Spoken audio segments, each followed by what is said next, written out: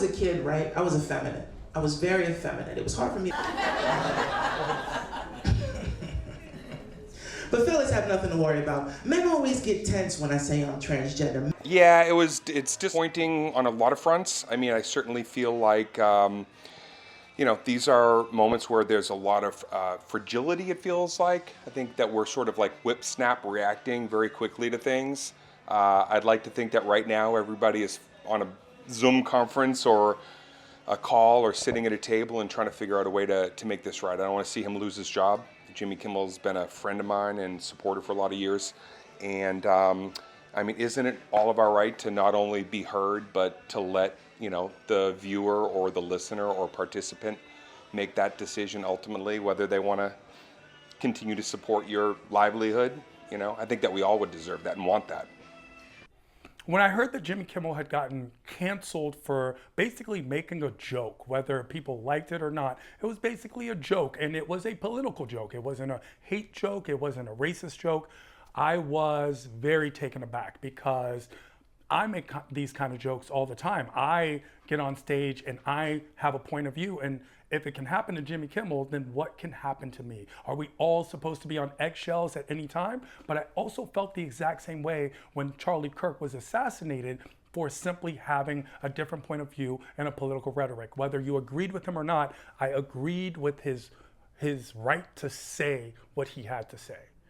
I think my reaction was similar to everyone in our profession. It was just like, wow, it was shocking because, we operate in a medium of truth and lightheartedness. And I think that, what we're trying to do, I think on a regular basis, be it television or in person at shows like this, we're human beings hearing the news, hearing about current events just like everyone else. And I think we're just trying to kind of ease the pain a little bit and make light of different situations to try to help the medicine go down, So it was a little sad and disheartening, and I wish him the best, and I'm sure whatever he has next is going to be amazing. Thank you. Oh, that's an accent. Where are you from? Germany. Oh, love that.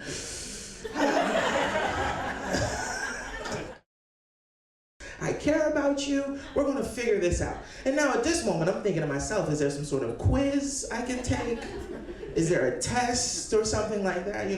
You're going to see swashbuckling moments of enthusiasm, and you're going to see more people lean in, because I think, especially when comics feel like our backs against the wall or somebody's turning the mic down, you wouldn't believe how that sort of it entices and excites us in a sense to want to give it everything we got.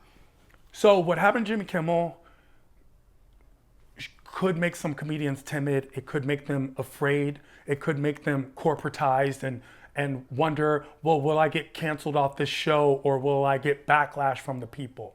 But I'm a comedian. I'm not a caterer. I don't cater to the people. I comedian for the people. And so not only is this making me the opposite of timid, I'm going to be braver. I'm going to push more. I'm going to do what Dave Chappelle taught us to do, which is speak up for our rights and tell jokes and be as funny as possible. And it's not that we make fun of people. We have fun with people. That's what comedians do. I felt like I should ramp things up. Just because that's what we do, we our medium challenges the status quo, and be it conservative or liberal, we create discourse, and I think that's needed, right, in a democracy. And I think one of the main things that we're operating from a point of love and togetherness, and just trying to get everyone together in the same room to have the same conversation. And I really don't know any other avenues that's possible. Right, but I'm going to break it down to you. I'm going to tell you a little story. Is that cool? Can I get into a story? There we go. So when I was a kid, I was effeminate. And, I'm like, all right, he's trying to convince me that I'm gay, right? And I'm like... Nobody should have the mic just pulled out of their hand and told, what you're saying is no longer relevant. That's unfair to all of us. That hurts all of us, what happened to him.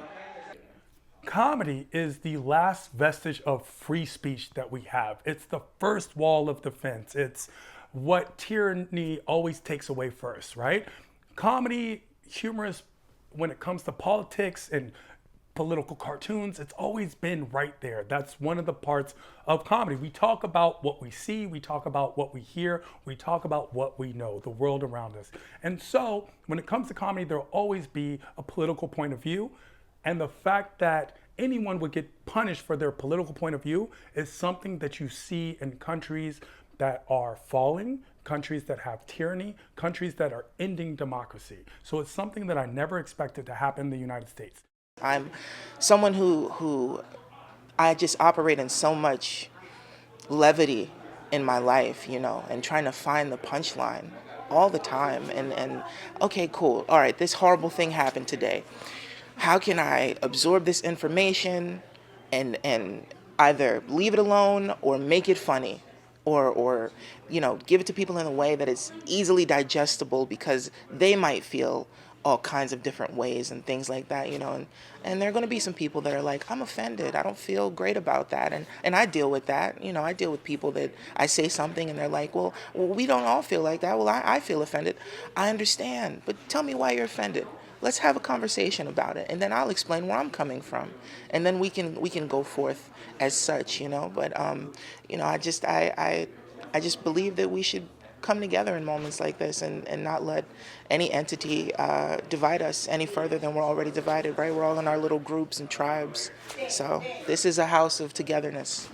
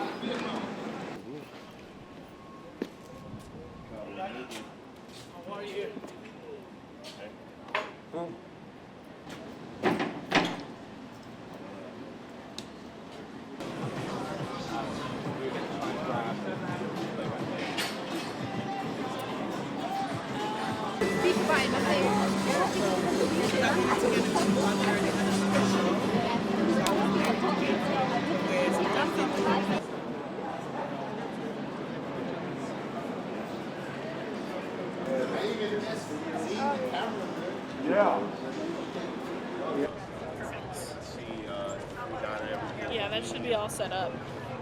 Excuse us. Hi guys. This one is 4 inches longer than the other carpet. This carpet cost $200 million to produce. To see, and I think this is a great for, if you're looking, you know, people have been asking, is there going to be any trouble this year? Is there going to be any violence this year? And we certainly hope not. But if there is, I think the decision to go with a champagne carpet rather than a red carpet. And together right here. Hey, if y'all can look right over here, please. Can you look back to the next one? And 3 right here. And a happy couple right over here, please. Come on, Jimmy, Jimmy. Jimmy, right here. Jimmy Molly, can we have you down, please? Jimmy Molly, right. Hey, right there, folks, right there, it's fine.